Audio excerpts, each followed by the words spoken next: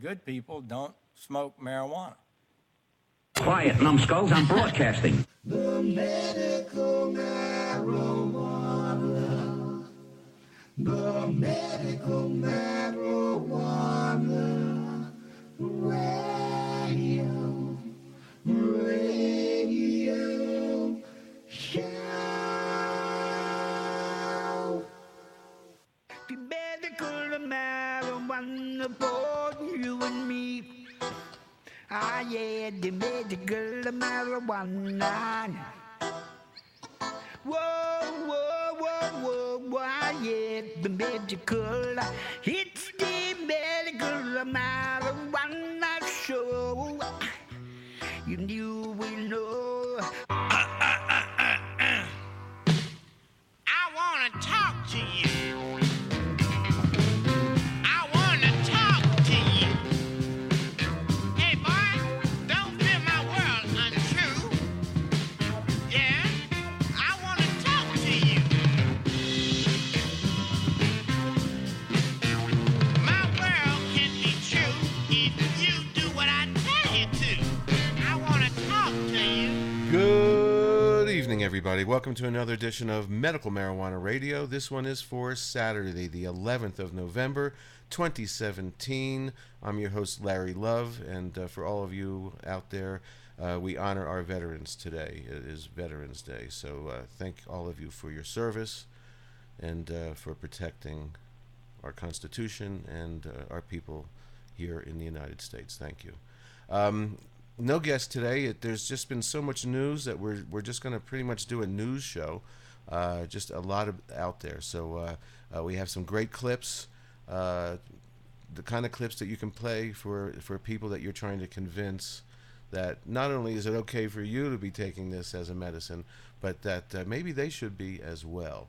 So first, as always, I've got news for you. 1, 2, 3.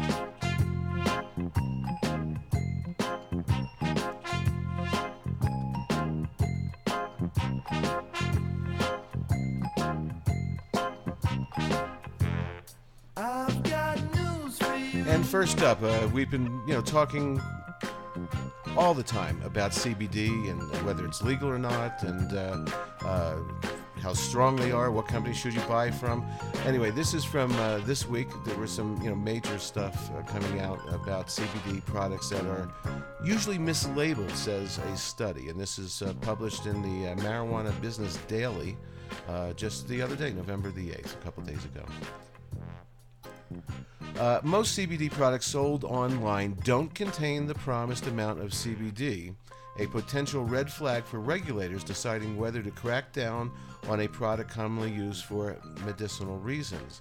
A study published Tuesday in a leading medical publication, the Journal of the American Medical Association, showed that less than a third of CBD products bought by researchers were correctly labeled.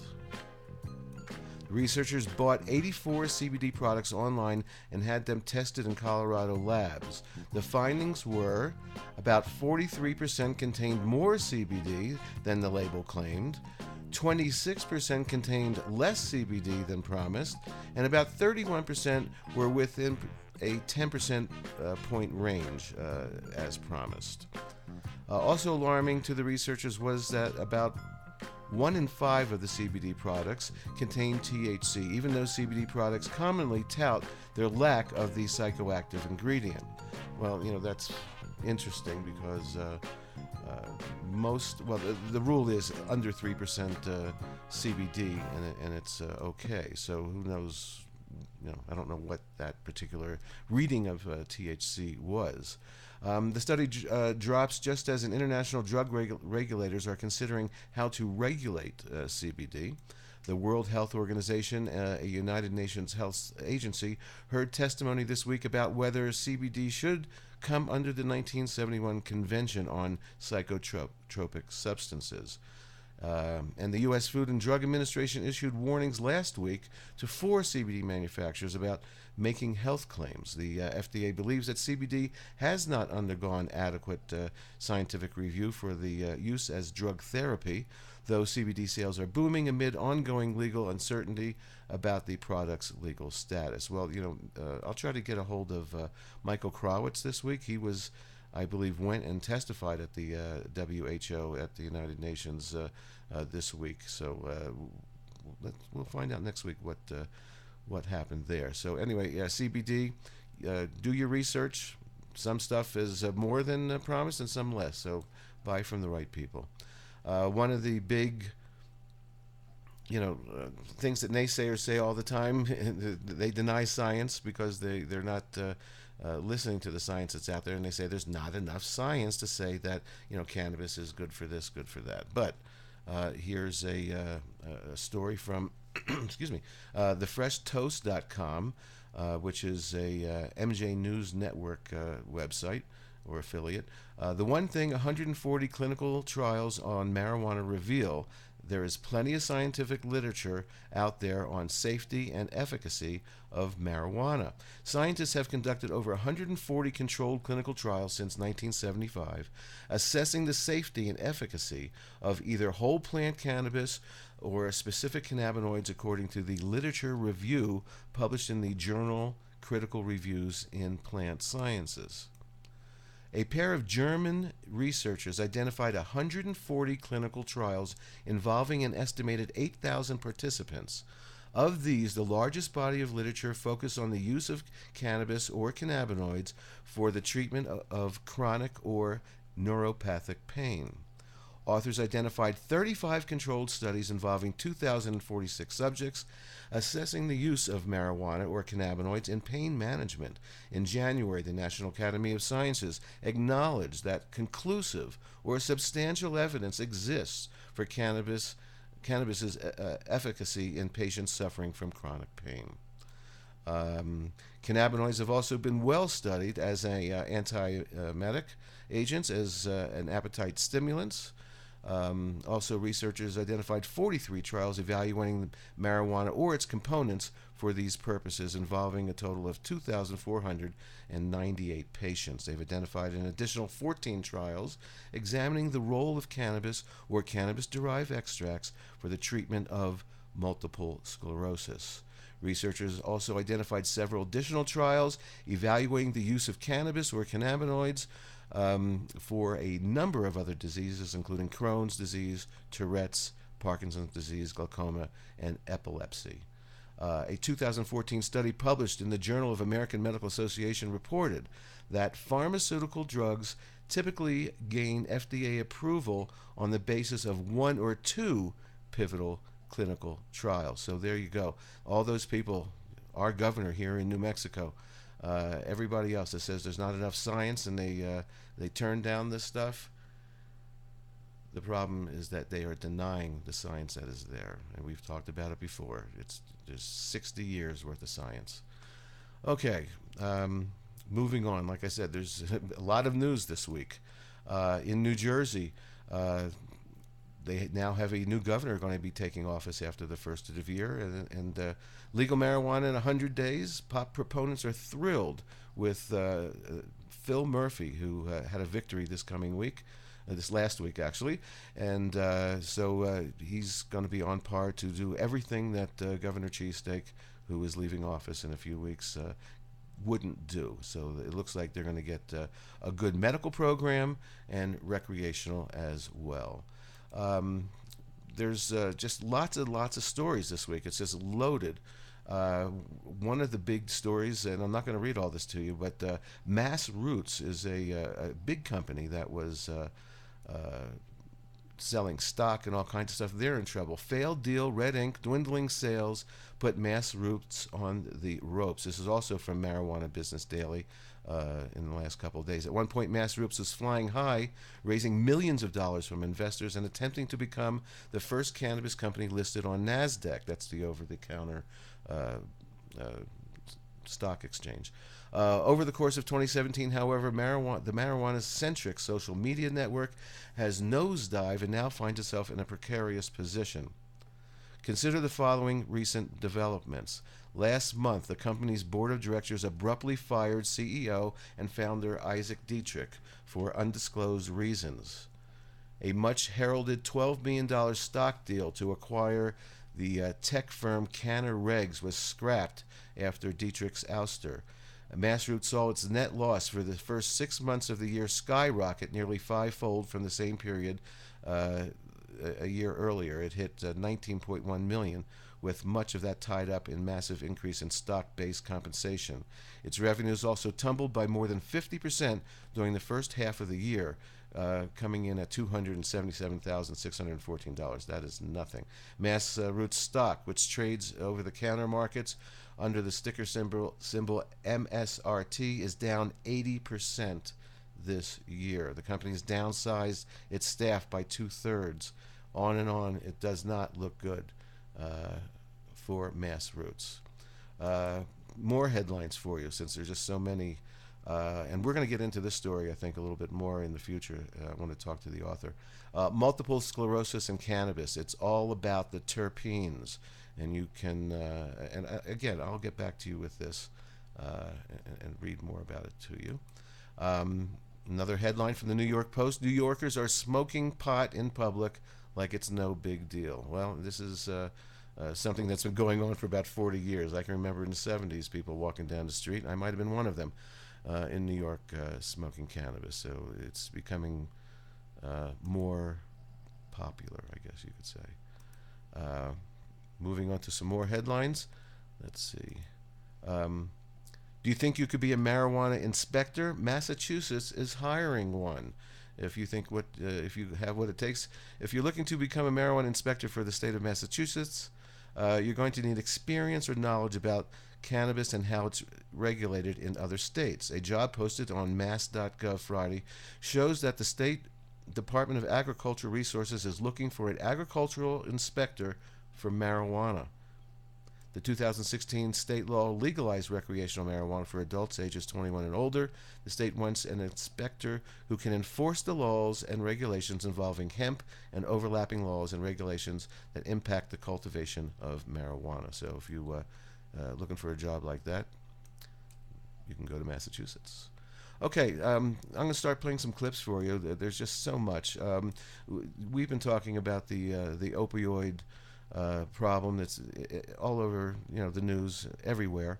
And last year, the New Mexico Advisory Board of Doctors for the Medical Cannabis Program approved opioid abuse and use to use cannabis to get off of it. And of course, our non-medical and science denier governor and lawyer who has who's in charge of our health department turned it down. But once again, last week, tireless people went up and talked one more time about this to the board of doctors. The doctors did recommend it again, but whether or not it'll be approved by these people who are practicing medicine without a license, and what I mean by that is the Secretary Gallagher, Secretary of Health, and of course our governor, are practicing without a license because they're not listening to the advice of the medical board. So this week, Jessica Halai from the Drug Policy Alliance, they had a big news conference out in front of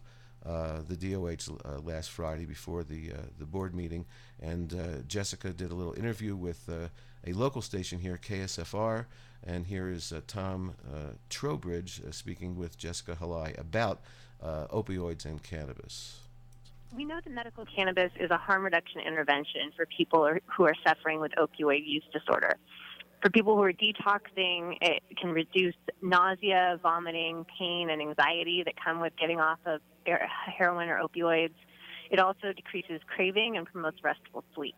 Have other states' medical cannabis programs been utilizing it for opioid, for withdrawal purposes? Yes. So other states like California and Massachusetts, where clinicians have the authority to decide if their patient has a serious medical condition for which cannabis could help, these states have been using it for some time now. And we're even seeing sobriety centers popping up that are incorporating medical cannabis as part of their treatment protocol. This part about medical cannabis decreasing cravings for people once they've been through detox and when they're going through detox is getting traction with various groups from clinicians in the recovery community to psychiatrists in addiction medicine to probation and parole officers who are finding that that people who have come out of prison, who have been there and had trouble with opioids, and that's their reason for going to jail, they're doing better if they're able to enroll in a medical cannabis program. Tell us about the petition presented on Friday to the health department's cannabis advisory board. So clinician Anita Briscoe, who has practiced in New Mexico for nearly 30 years and has referred patients to the program for almost 10 years, started seeing a lot of patients recertifying under post-traumatic stress disorder primarily, who just self-reported that medical cannabis was helping them decrease or stop problematic use of opioids. And she would ask her patients as she's recertifying them what benefits had the medical cannabis program been for them in their life in the last year, and they would just report this voluntarily. So after she started to get quite a few of these patients coming in separately, patients who don't know each other, who share nothing in common except for a diagnosis, self-reporting this, she decided that she wanted to petition to have it added in New Mexico. So Dr. Steve Jennison, who was a former medical director of the medical cannabis program, and Michael DiBernardi, the behavioral health director at the LifeLink, came together to petition the department and ask that medical cannabis for opioid use disorder be allowed, because not all people who have opioid use disorder have chronic pain or have PTSD. Many do, and we're seeing benefits in that population.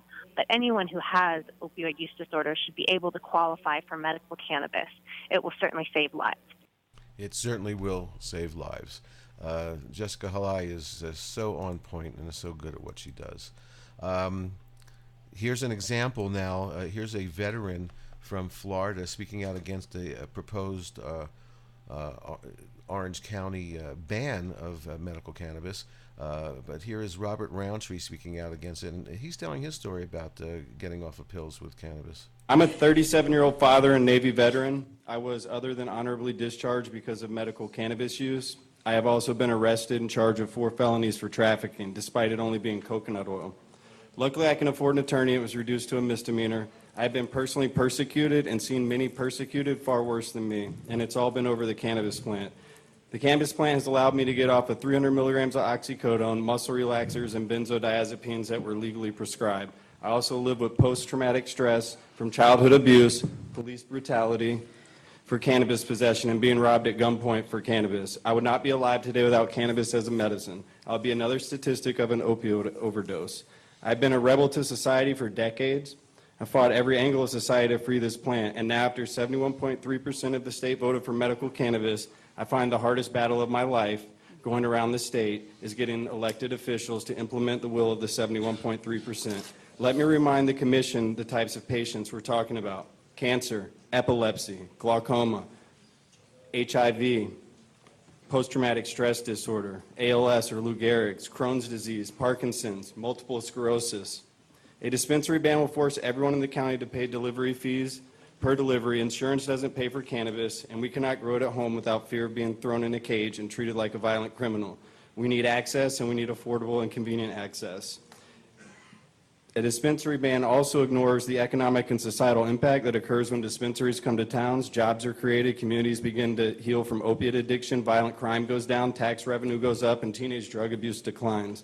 The only negative thing surrounding cannabis is the fact we can't seem to get it in our hometown. This is why I oppose any proposed language that will ban or restrict the number of dispensaries. Let me be clear. Until we have a dispensary on all 4 corners like the sanctioned pill mills this county is most known for, we will continue to show up. You will continue to hear from the 71.3%ers until the will of the constitutional amendment is implemented. Thank you. Thank you, sir.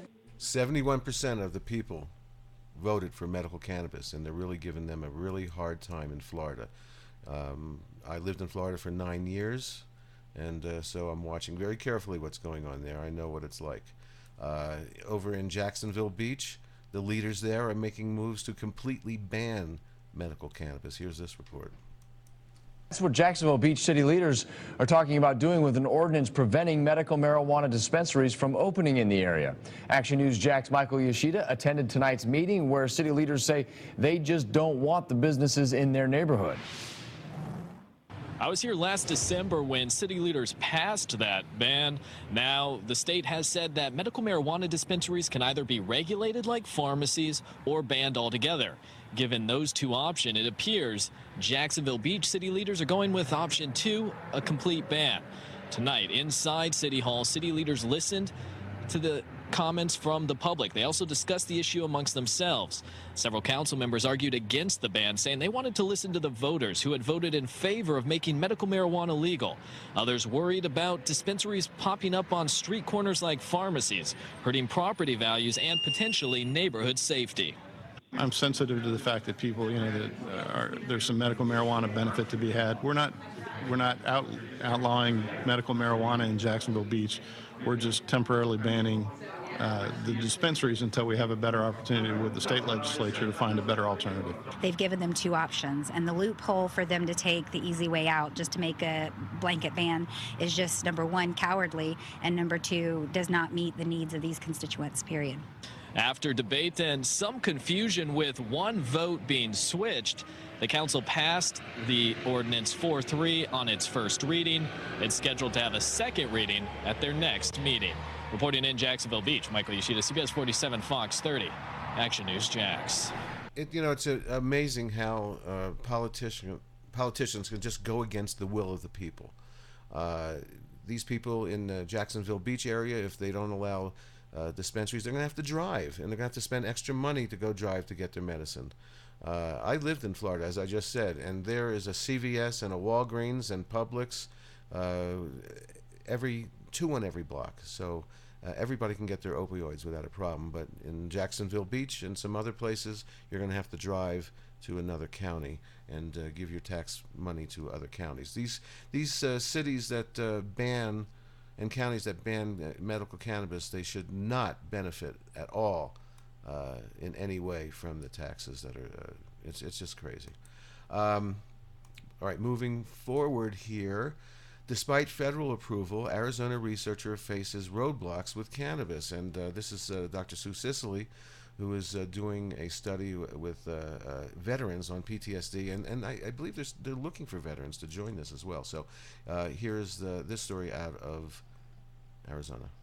One Arizona researcher, a study looking at treating PTSD with medical marijuana is nearly a decade in the making. But as Lindsay Reiser investigates well into her federally approved study, she is still running into roadblocks.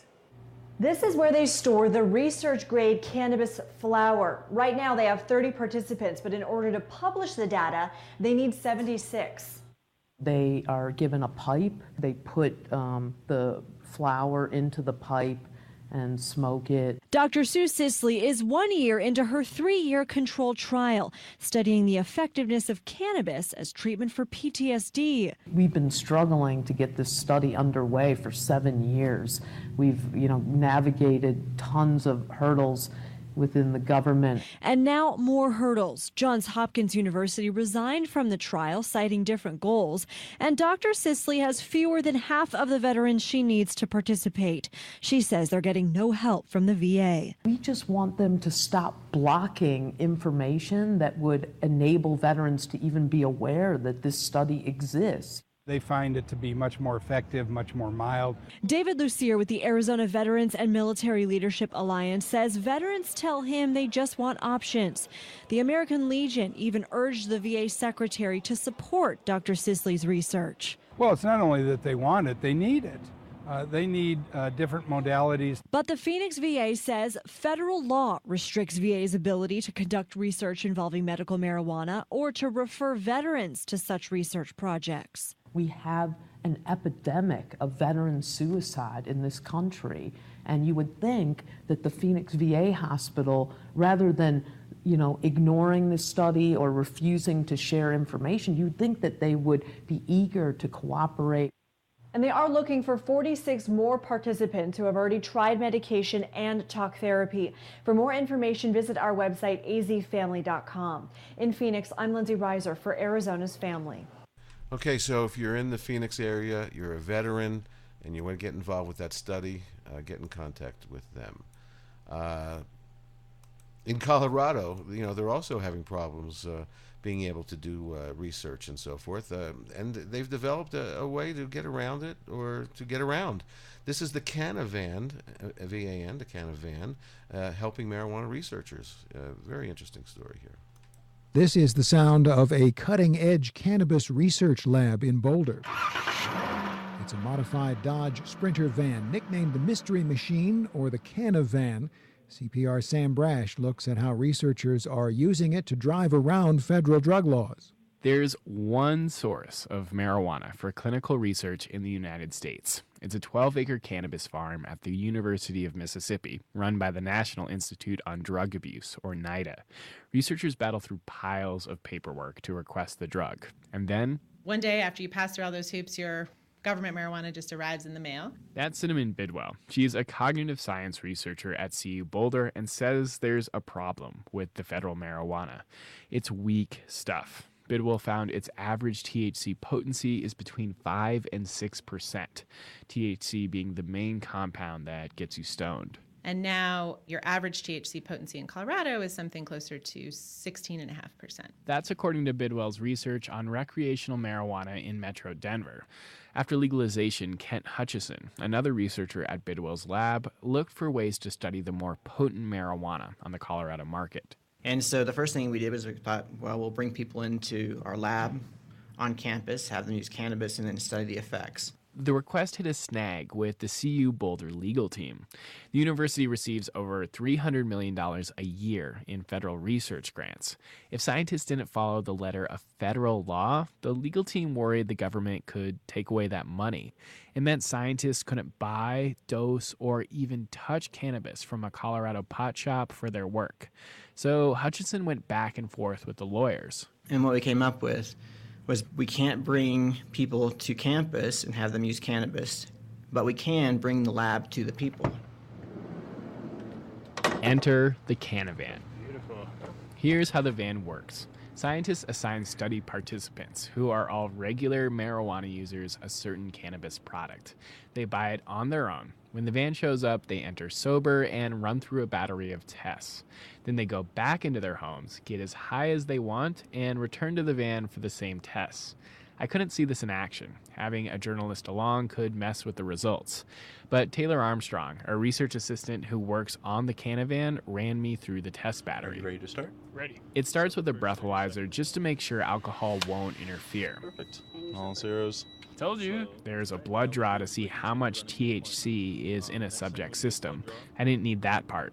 Then participants memorize a list of grocery items. Lemons, bacon. They take some cognitive tests on an iPad. Are these the same? That's right. And do a balance test and a driving simulation. Then they try to recall that grocery list from earlier. Bacon, gum. I'm losing it. Man, this is hard. Not my strong suit. Anyway, subjects earn $150 for their participation. Bidwell says the method has a clear advantage in the current legal landscape. We're able to add the elements of laboratory control that we would like to have in place without dosing them or providing the products. And she can observe impairment right after use. Hutchison, the other Canavan researcher, says there are also clear drawbacks. We don't control the dose. We don't control how they take it. So that means there's a lot of variability in the data. While it's imperfect, newer products like marijuana concentrates have made their research more urgent. If traditional marijuana flower is beer, concentrates are like vodka plus. To recap, research cannabis from the federal government is around 6% THC. Retail marijuana in Denver is around 17% THC. And as for high-end concentrates, these products have potencies of THC that are very regularly up to 90%. That's 90, like 90. We're talking about a very different animal. Sales of concentrates in Colorado nearly tripled between 2014 and 2016. That's according to BDS Analytics, a cannabis data company. Colorado is funding a van study of concentrate users. A second van study looks at the effects of marijuana flower. That one is paid for by NIDA, the same organization that provides low-potency marijuana to scientists. Researcher Kent Hutchison says federal authorities might have been unsure of the van method at first, but they've come around. There's some sympathy on the part of reviewers for this situation, where we desperately need the data, and there's no good way to do it other than the way we've identified. In other words, even the feds are climbing aboard the Canavan. I'm Sam Brash, CPR News. The more data, the better. The more it's studied, the more people will be accepting cannabis. Now, along with legalization, and we've talked about this before, and they talked about impairment in the last clip, the Colorado Department of Transit and the company Lyft and the marijuana industry group are partnering together to do research and to keep people from driving impaired. But again, what is impairment driving under cannabis? No one has defined that yet, but everybody's trying to make this legalization work. You can get a DUI. Well, that's the message behind a new effort with the goal of preventing people from getting behind the wheel after using pot. Here's Denver 7's Amanda Del Castillo. The 320 movement starts with a Lyft discount. You know, it's not a huge dollar amount, but we think it's enough to get people to try it out. A small incentive to get smokers to stop blazing and buckling up in the driver's seat. A lot of marijuana users tell us that they drive high. 55% of pot smokers tell CDOT they believe doing so is safe. News alert, it isn't. When you drive high, you have an impaired perception of time, distance, and speed, and your reaction time is also impaired. CSP reports 17% of DUI arrests last year involved marijuana. This is just the beginning. I mean, this is the very first time that anything like this has happened in the world. Marijuana Industry Group Executive Director Christy Kelly says this unique partnership is merging state government, a consumer company, and the cannabis industry for one goal. We don't want to stop until there are no more cannabis impaired drivers on the road. So they're putting toolkits in 125 of our state's pot shops. If we can get bud tenders to talk to customers about the dangers of driving high, that will go a long way in keeping us all safe. While it starts with a discount, the choice is up to you. We think marijuana users want to do the right thing. They just don't always understand the danger that they're putting themselves in as well as other people on our roadway. In Denver, I'm Amanda Del Castillo, Denver 7. And there is some significance in the name. The group wants 320 to be synonymous with safety, just as 420 is with pot. And since 320 comes before 420, they're hoping that is a reminder to plan ahead before you get high. Set your alarms for 320, everybody, to make sure that you're around for 420. Anyway, before we take a little break and then come back with some more stories, one more research story. Researchers are investigating cannabis compounds to treat dementia. This is near and dear to my heart, and I've seen how it can work. So here's this story. We all have someone in our family that could probably use a little cannabis for dementia. Some people are also turning to cannabis to treat dementia and Alzheimer's, but the drug is untested. In fact, the federal government calls it illegal, but only on 5. Some children and their aging parents tell Betty Yu it's a game changer. Oh, okay. A few times a day, 92-year-old Lucy Hansen takes a little capsule. In it, medical marijuana. They call it my happy pill. Everybody, and I call it my happy pill. Not too long ago, Lucy was confused, falling down and speaking gibberish. Her daughter brought her to a neurologist. And they came back with a diagnosis of advanced dementia. We thought we'd only have her maybe for another 6 months. Enter Eloise Thiessen, a nurse practitioner specializing in cannabis medicine. Seniors are the fastest growing demographic of cannabis users. She weaned Lucy off of some medications and then put her on CBD. CBD is a non-intoxicating form of cannabis derived from hemp. I think Lucy's had one of the most dramatic responses with the use of cannabis. I've got my mom back. I know it sounds crazy, but it seems as if I was given back a life. KPIX5 has spoken to several different caregivers who recount similar experiences. I would give her a couple of hits of cannabis off a little glass pipe. Steve D'Angelo heads up Harborside, a medical cannabis dispensary.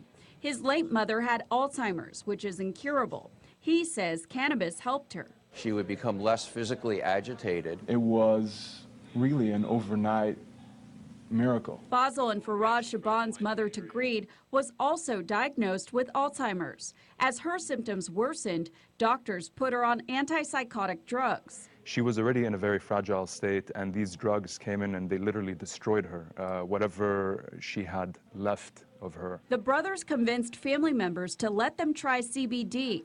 Their mother's personality returned. Her agitation and insomnia disappeared. We were so relieved that she would finally be able to sleep. Tagreed is off antipsychotics. Her doctors are curious. They're consulting with us to try to understand what it is that we did and how they can learn from it and apply it in their own practice. Now an intriguing study suggests cannabis may actually protect the brain. We were looking at botanicals. Scientist Dave Schubert works at the Salk Institute in La Jolla.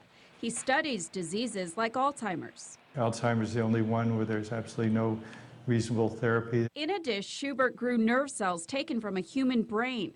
They were altered to produce high levels of a toxic protein linked to Alzheimer's. The protein, amyloid beta, builds up within the neuron, causing inflammation and killing it. So inflammation is a major driving force. Schubert found cannabis cleared away the toxic protein. It stopped the inflammation and allowed the brain cells to survive.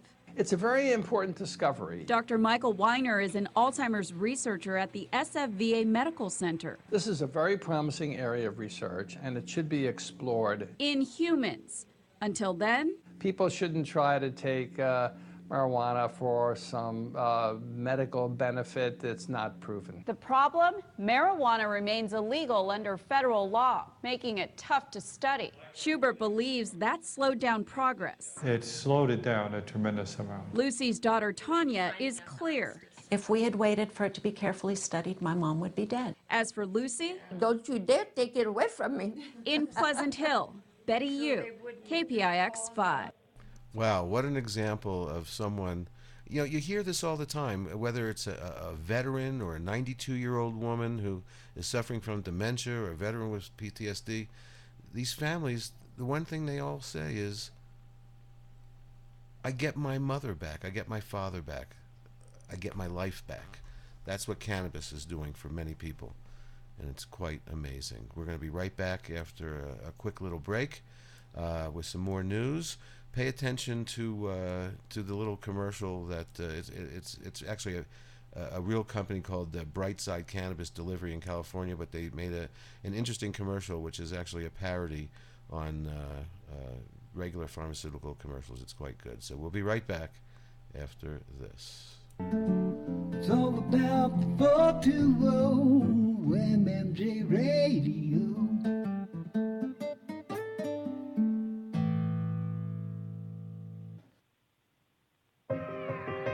Sometimes life can be a little overwhelming. Sometimes the weight of the world can be too much to bear. Sometimes you need to stop worrying and take a deep breath. Sometimes you need cannabis.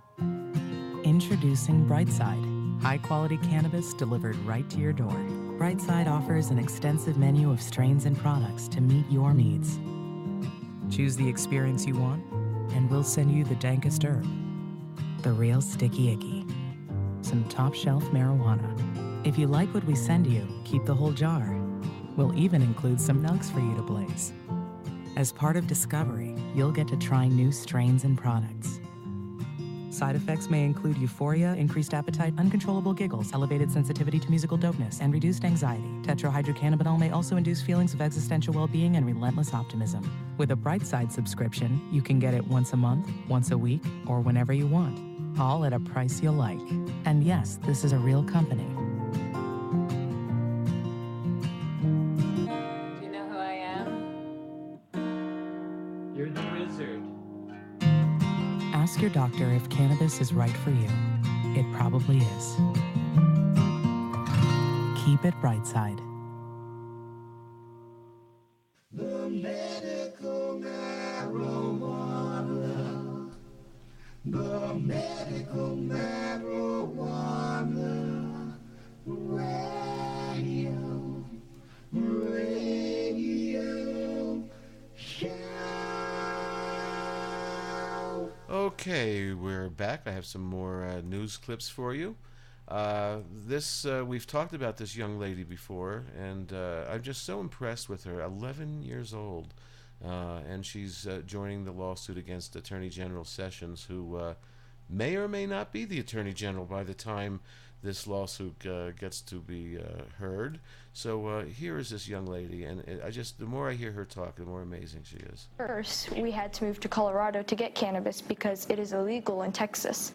A 12-year-old girl suing Attorney General Jeff Sessions over marijuana. She tells the problem solvers it is way past time for the feds to stop treating pot as a dangerous drug with no medical benefit. Thanks for staying with us at 9:30. I'm Jeremy Hubbard. And I'm Aristea Brady. Alexis Bortel, hardly the first child whose family moved to Colorado for access to medical marijuana. But she is the first kid to sue the Attorney General over the nation's official marijuana policy. Investigative reporter Rob Lowe with the unlikely lawsuit that essentially seeks to legalize pot nationwide. This is a novel approach to force through the courts what Congress and the DEA have been unwilling to do on the federal level, legalize marijuana, at least for medical purposes. A Colorado sixth grader says she is the poster child for why medical marijuana should be legal everywhere. The multicolor one is Grapple. She's a milk goat. Alexis Bortel is definitely not your average 12-year-old. We use goat milk to make the soap. She's beyond average, partly because she raises goats, and partly because the soap she and her family make from goat milk will be collected and shipped to Hurricane Harvey victims in her home state of Texas. But most importantly, because her family moved away from Texas 2.5 years ago for one reason. I have intractable epilepsy.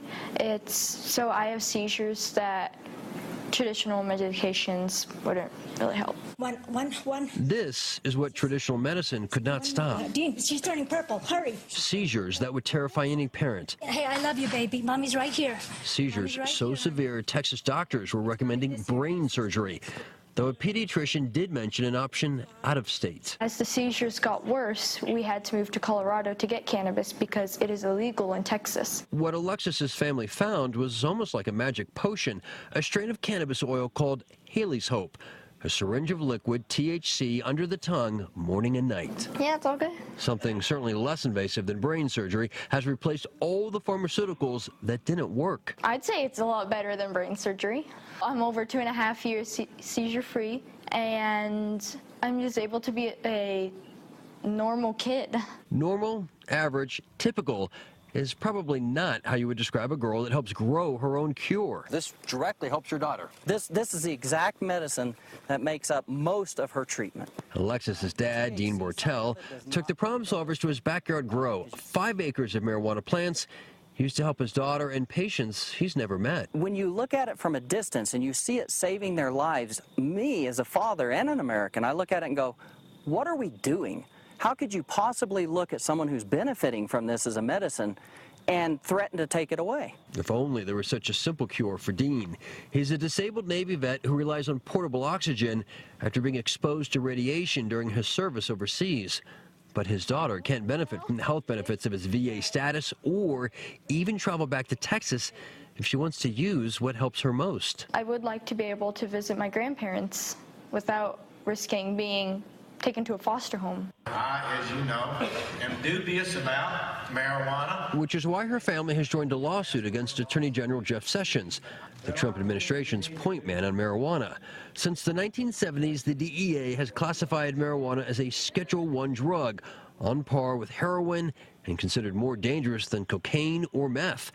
Schedule I drugs are listed as having no known medical benefit, despite the Alexis Bortels of the world. How is that rational? It's not compassionate either, but rationality, it's just outrageous. Alexis's lawsuit states, as it pertains to cannabis, the Controlled Substances Act is irrational and thus unconstitutional, in part because 29 states and the District of Columbia have already legalized medical marijuana.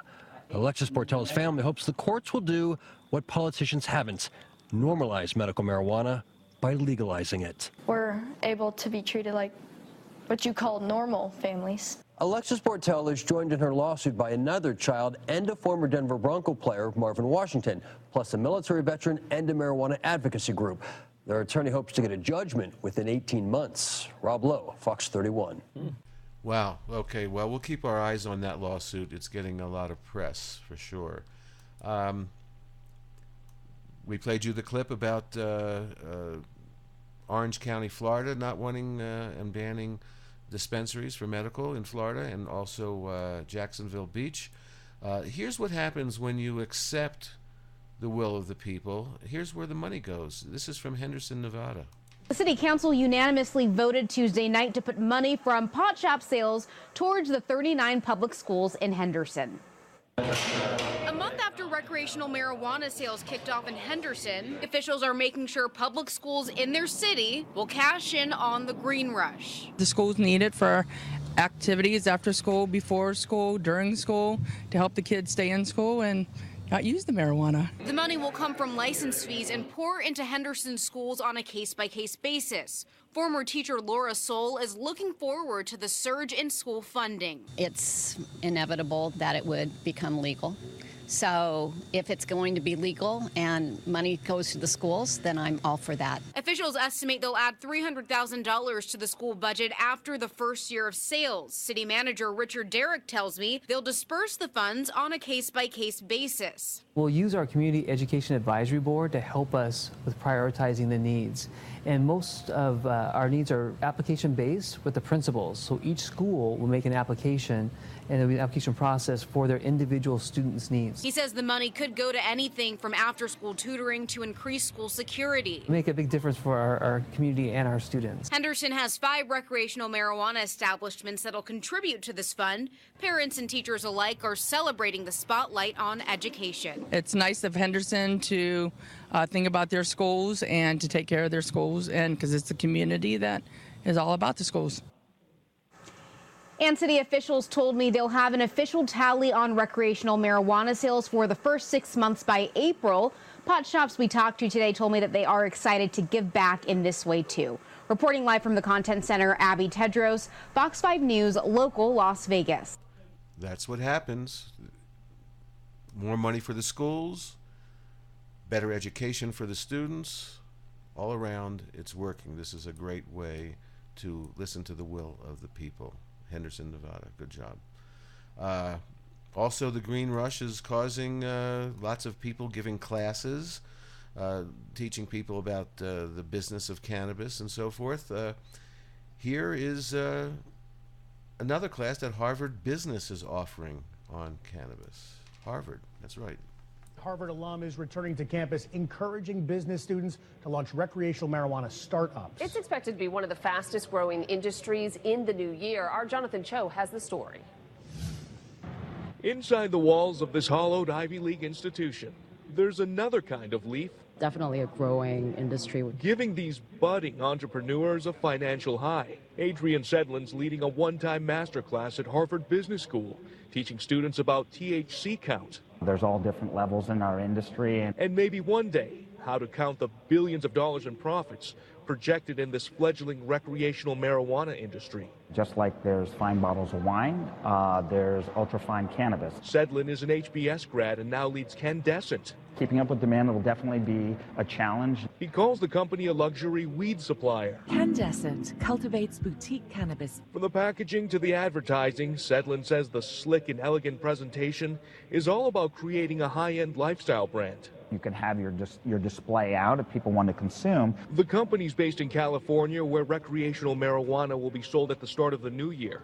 Massachusetts plan to open some recreational pot shops by the summer, and other states aren't far behind. Money attracts competition, there's no doubt about that. However, some entrepreneurs are concerned about any pot-related business plan going up in smoke. It would be very, very difficult to have a startup that's scalable, dealing with marijuana transactions. Right now, most traditional banks won't give any cannabis-related startups a loan because the plant is still illegal, according to federal law. I certainly don't have the expertise to get involved in that business. But with public opinion changing and the law likely to follow, Sedlin is doing his best to plant a seed and recruit from his alma mater. My job is to show them the path. For a business that's expected to keep on growing. From Boston, Jonathan Cho, NBC Boston. So if you've always wanted to go to Harvard, well, there's a class that you might want to take. Here's a company. I listened to this. It was a week or so ago, but they're called Flow Canna. They're a distributor, and they're trying to fight big marijuana. And I thought it was a pretty interesting report. It's a kind of like a boutique, high-end marijuana company. Very interesting here. Just like small coffee growers in any other ag model, we're going to do the same thing for small cannabis farmers into the regulated medical market of California.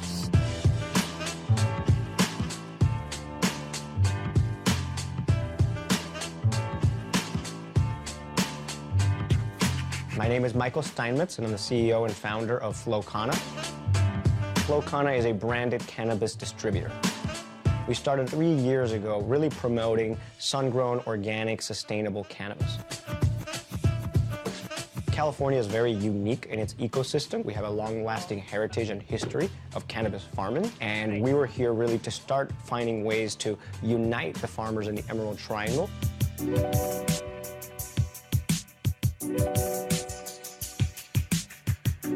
When I saw the cannabis plants being grown next to strawberry patches or next to sunflower, it was just an imagery in my mind that I was never able to remove, and that's really what I wanted to promote. Wow. Now that legalization is on the horizon, there's a huge risk that we're going to lose a lot of the heritage and the legacy that makes cannabis in California so special.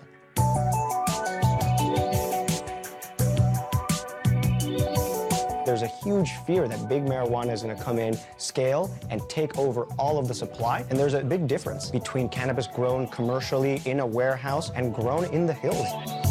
That is something that we must fight to preserve because the quality and the scale is of no comparison.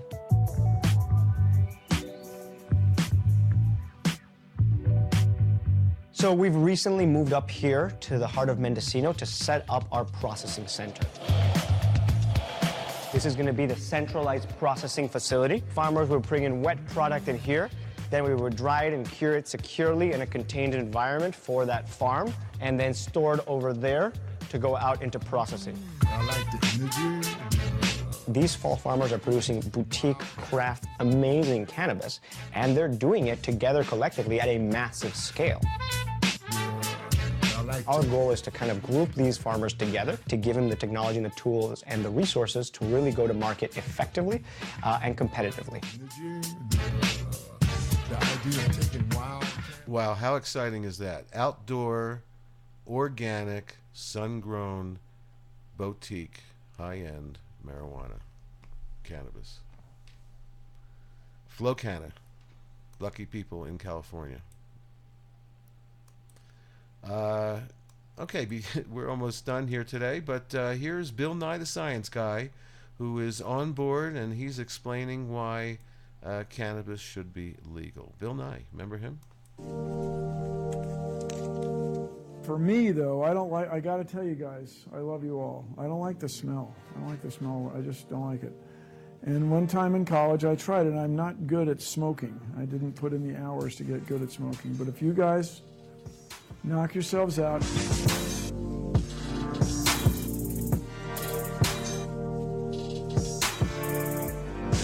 What's happened with marijuana is it's a Schedule I drug, which means it's presumed to be addictive, and it's presumed to have no medical value. Yet people are using it for all these medical applications. So, well, let's study it. Well, you're not allowed to study it because it's a Schedule I drug and we know that it has no medical, okay, well. So that has to be sorted out. But anybody who tells you, legislator or extreme conservative opposed to it for connecting to his or her religion, reasons you can't fully understand, whoever tells you they know what it does, they don't. It's not, marijuana's effects have not been fully studied.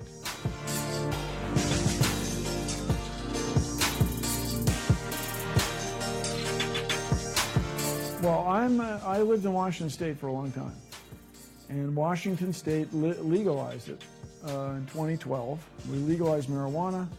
We tax it. We have a lot of tax revenue. It's no longer criminalized. We don't spend money on the police department. We spend money regulating the industry in the same way we regulate other substances. And the guy says, well, it hasn't, the world's still spinning. Now, when I played ultimate frisbee very seriously, these guys I played with would get high, and they sucked when they were high. Sorry, I just never liked it. But you guys, knock yourselves out. Carry on.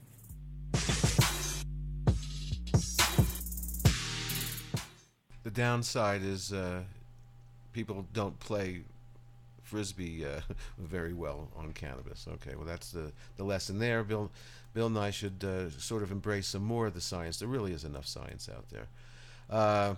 Okay, this is a story coming out of Arkansas. Here, a cancer patient is choosing protection over pot. Former law enforcement officer who spent years fighting to keep the drug off the streets was hoping to get his hands on it, but now he's had a change of heart. Kara Kifour, Jess Tudor joining us now with how one Arkansan is choosing protection over pain. Yeah, Bob and Ashley, when I first spoke with Kevin Hoffman in May, he wanted the medical marijuana card to help him get through his cancer treatment. But now he plans on using a different kind of medicine. Just a piece by hand.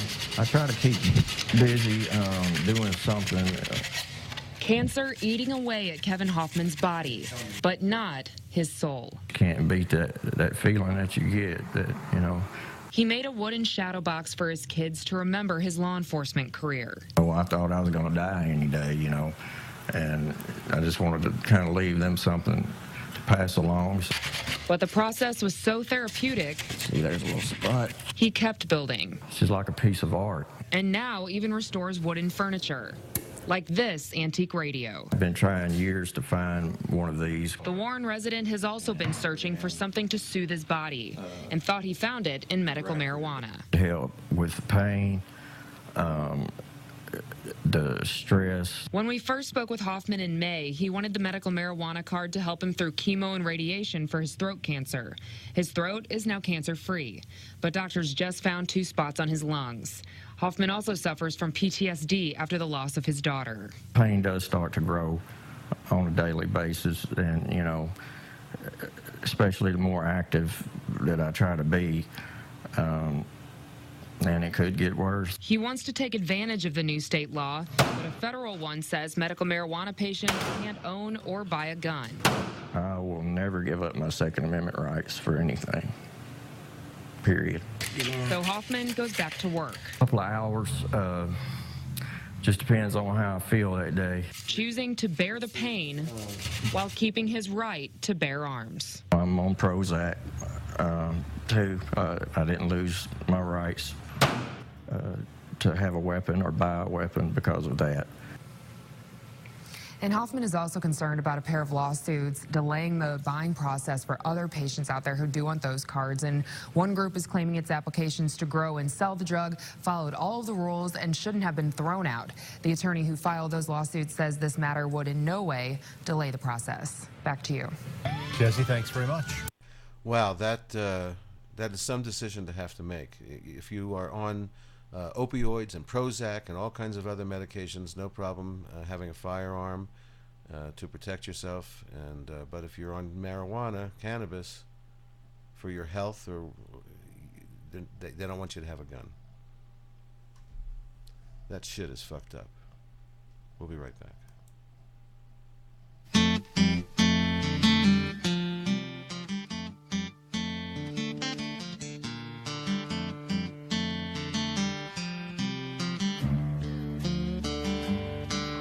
Well, I went to the doctor. I said, I'm feeling kind of rough. Let me break it to you, son. Your shit's fucked up. I said, my shit's fucked up. Well, I don't see how. He said, the shit that used to work won't work now.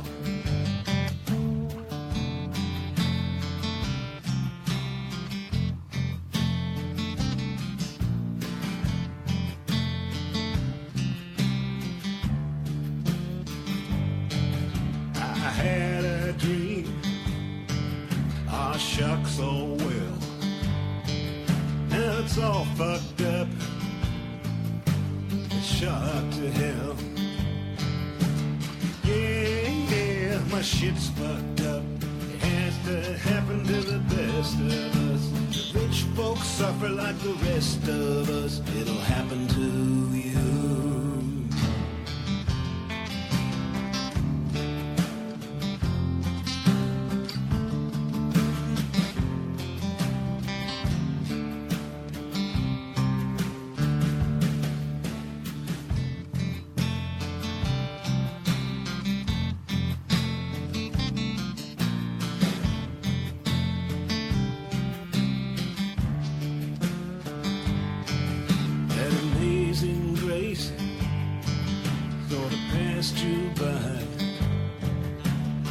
wake up every day and you start to cry.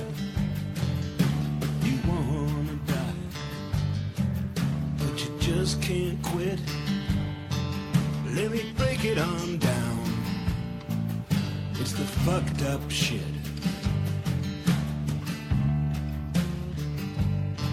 Yeah, my shit's fucked up.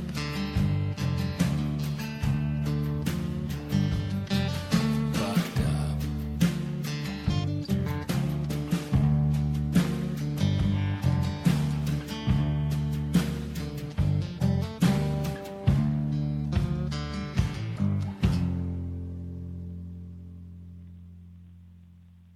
The medical marijuana. The medical marijuana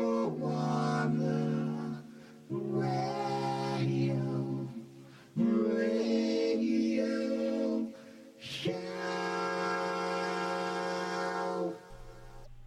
The medical marijuana. Well, I want to thank all the radio stations and TV stations that allow me to steal their information and pass it on to people who can need it. Thank you, you guys.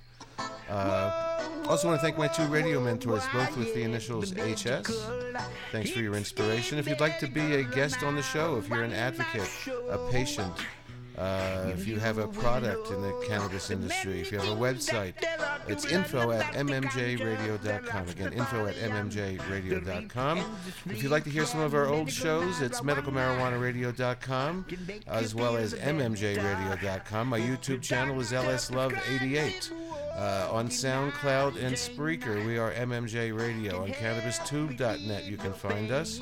We're also on Spreaker and iHeartRadio on the Time for Hemp Global Broadcasting Network. Also available on OnNowTV.com.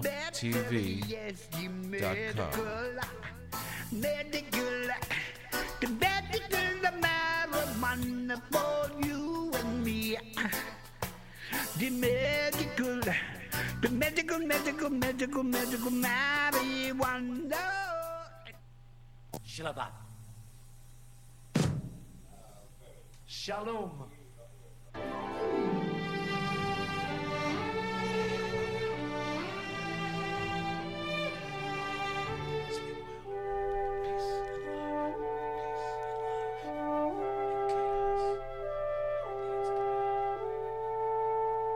Oh yeah, and fuck Trump.